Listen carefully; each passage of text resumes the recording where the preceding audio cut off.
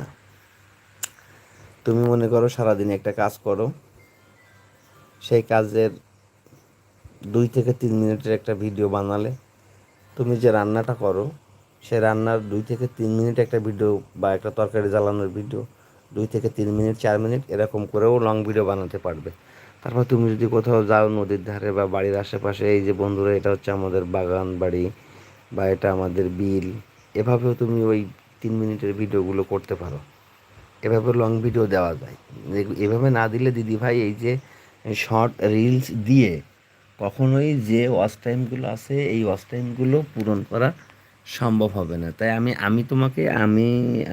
তোমাকে আগেও একদিনকে বলতে গিয়েছিলাম লাইভে, কিন্তু তোমাকে আমি ভেবেছিলাম যে দিদি যখন লাইভে আসবে তখন দিদিকে আমি এগুলো কমেন্ট করে বলবো।